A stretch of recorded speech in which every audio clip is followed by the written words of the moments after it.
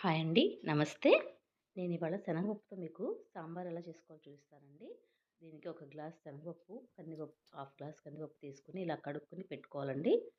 తర్వాత మెత్తగా ఉడికించుకోవాలి పప్పుని ఇలా ఉడికిన కందిపప్పుని మెత్తగా చేసేసుకోవాలి.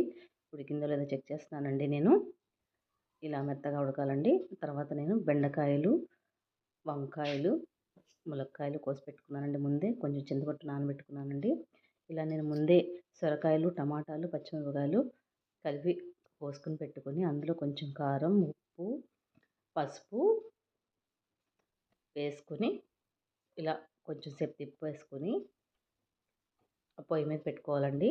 స్టవ్ మీద పెట్టేసుకొని కొంచెం సేపు అయ్యాక బాగా 50% ఉడికేలా చూసుకోవాలండి. ఇది ఉడికిపోయాయి 50%. ఇలా ఉడికిన ముక్కల్నిలో మనం ములక్కాయలు, వంకాయలు, బెండకాయలు కూడా వేసేసుకొని కొంచెం అలా ఇలా తిప్పేసుకోవాలండి. మరీ బాగా తిప్పేయకూడదు. ఇలా కొంచెం మనం వాటర్ సరిపోలేదు, ఉడకలేదు అనుకుంటే కొంచెం వాటర్ యాడ్ చేసుకోవాలండి. నేను ఇది 75% ఉడికేలా చూసుకుంటానండి. ముక్కల్ని పప్పులో కలిపేసుకొని మనం కొంచెం వేడి నీళ్ళు కూడా పోసుకోవాలండి. కొంచెం గిన్నె పెట్టేసుకొని తాలింపు దినుసులు అవన్నీ వేసేసుకొని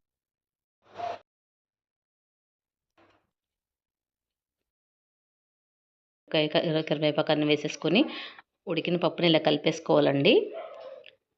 ఇలా వాటర్ బాయిల్ చేసేసుకొని కొంచెం వేడి నీళ్ళలో చింతపండు పులుసు కూడా వేసేసుకొని నేను చూపించలేదనంతా ఇలా కలిపేసుకోవాలండి. బాగా మరిగించాక దించేయాలండి.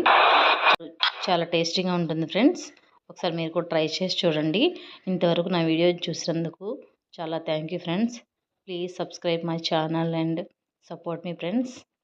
Thank you very much friends.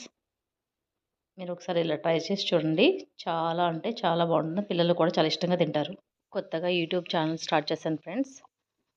ఏమైనా మిస్టేక్స్ ఉంటే ఎక్స్క్యూజ్ చేయండి. Thank you very much friends.